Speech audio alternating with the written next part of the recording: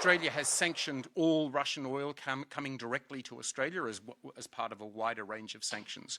But in the last few days, Reliance has made it clear, and they are the large exporter of petroleum products from India to Australia, that from their Jamnagar SEZ refinery, which is where all of their refined product that goes to Australia, from next month, from some point in that next month, all of that material will be free of Russian oil. That's a very positive step forward, and we're very pleased that Reliance is doing this. Yes, of course. It basically means that life is much easier for you, and Indian refined oil can get to Australia, and all these sanctions will not apply.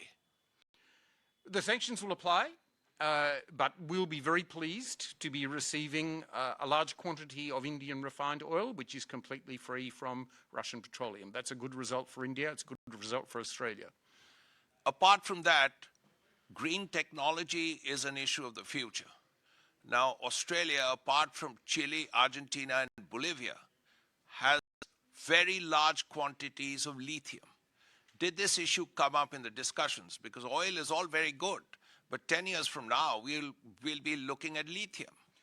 Well, it did come up, but to be honest, this has been in our conversation for quite some time. Australia's Critical Minerals Office has had a partnership with the Cargill organisation, which is under the Ministry of Mines here in India, and that has developed 5 specific projects in lithium and cobalt in Australia that Indian investors can look at in order to invest and get offtake. Those 5 proposals are with the Indian side. I understand some commercial negotiations are going on. That's a very good thing. But if there are more things that Australia and India can do together on critical minerals, and perhaps even beyond that to rare earths, Australia is very interested in that conversation with India. And also uranium, you would imagine. That's true. We have a safeguards agreement on uranium, which was put in place 10 years ago. There are ongoing negotiations to see if we might be able to take that to the next step. That's very much with the negotiators.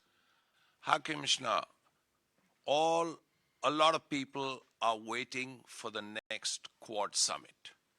Now, you are part of Quad. You are part of Malabar. You're a close friend. You're a partner.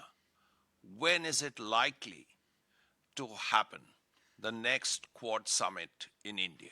Well, I'm so pleased you asked me that question. The Quad is extremely important for Australia, as it is for India. You know, we are trying to frame, in an era of sharper competition and disruption, we are trying to frame a region that is peaceful and prosperous and stable. And the Quad is one of the key vectors to doing that. Now, our Foreign Minister was here yesterday.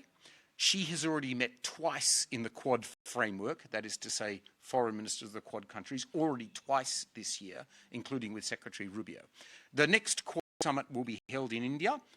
The dates for that is a matter for the Prime Minister of India to settle with his counterparts, but I know Prime Minister Albanese will be very keen to come to the Quad summit in India whenever it's scheduled.